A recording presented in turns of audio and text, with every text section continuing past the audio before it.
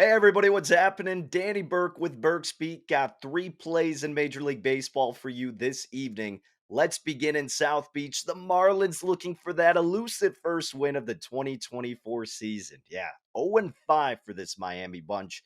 Fell victim last night 7-4 to the Angels, looking to bounce back from that and many more.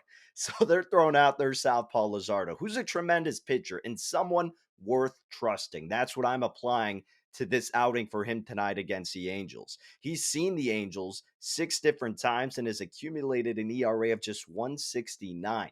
He went up against the Pirates for his first start this year when 5 innings, allowed just 2 hits, 2 earned runs, racked up 8 strikeouts and 2 walks. And that's really the nature of Luzardo's game. Can rack up the Ks, limit the damage with putting opponents on base for free, aka walking batters.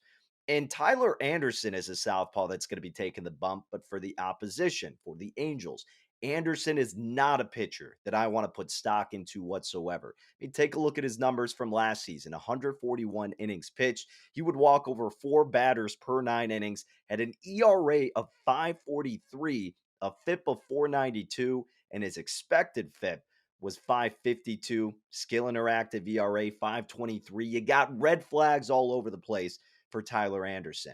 Luzardo's numbers last season, he went 178 innings pitched, 358 ERA, 355 FIP. This is the time for Miami to get their first dub, trusting Luzardo, fading Anderson. Make it 1-5 and start your trajectory now, Miami. I'm laying minus buck 40 with them to get the outright win against the Angels. Let's move along. West Coast action. We've got the Oakland Athletics hosting the Boston Red Sox. Brian Bayo taking the bump for Boston. Always exciting to see what this young right handed pitcher can produce. Last season, he had some good moments, right? If you look at the culmination of it, his ERA was a tad high. You give him the benefit of the doubt because his first year, and more importantly, his underlying metrics indicated that he should have and can perform better. And what better offense to go against to prove that you can do just that than the Oakland Athletics?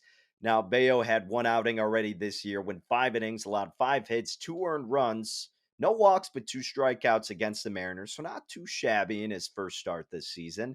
Alex Wood, the southpaw, formerly with the Giants, now with the A's, wishes he could say the same with his first start this year. Didn't go according to plan, went against the Guardians, 3.1 innings pitched, allowed 7 hits and 6 earned runs. And he's kind of picking up, unfortunately for him, where he left off with San Fran last year. 97.2 innings pitched, almost walked 4 batters per 9 innings pitched, had an ERA of 433, an expected ERA of 467. His FIP was high at 447, expected FIP even more concerning at 514. And he's beaten a lot of teams in his career, 21 of them has not beaten the Red Sox. Doesn't mean that that's the case tonight why I'm betting it, but there's a lot more reasons to it. Just thought it was an interesting note.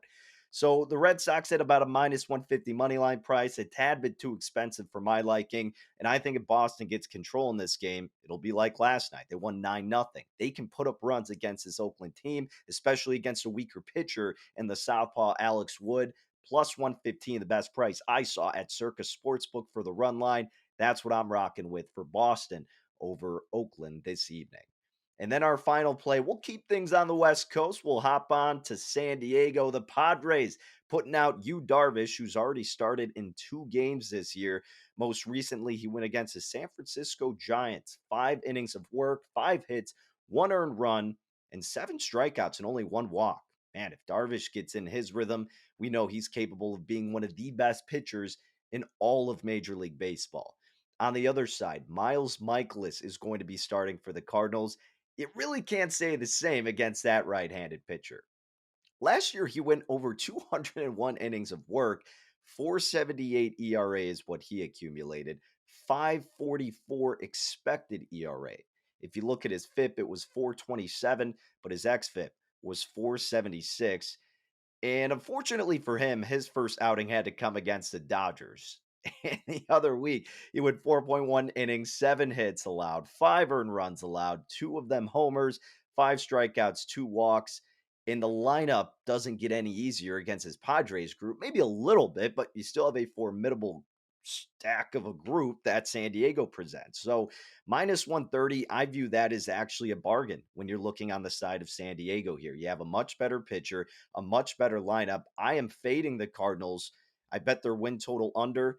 I know they've started out what 3-2. They got a 6-2 win against the Padres last night, but I'm just not buying into them and especially not buying into this lineup. So I think it sets up nicely for San Diego. I'm willing to lay minus a buck 30. So those are my baseball plays I've got this evening. The Padres minus a buck 30. We've got the Marlins minus a buck 40 and the Red Sox minus 1.5 with their run line at the price of plus 115. Now, I do have one play in the NBA going with the Clippers over the Kings. For the full breakdown, explanation, and all the analysis, check out Ben Fox's Substack. At BFox22 is his Twitter. You can find the link there. Further explanation. You're going to want to make sure you read it because I don't want you to blindly follow anything. Make sure you agree with what I'm saying. But that's what I got in the NBA tonight. Make sure you subscribe to BurkeSpeak.com, the Burke Speak podcast on Apple and Spotify. Thanks for tuning in. Best of luck with your plays tonight. We'll talk again soon.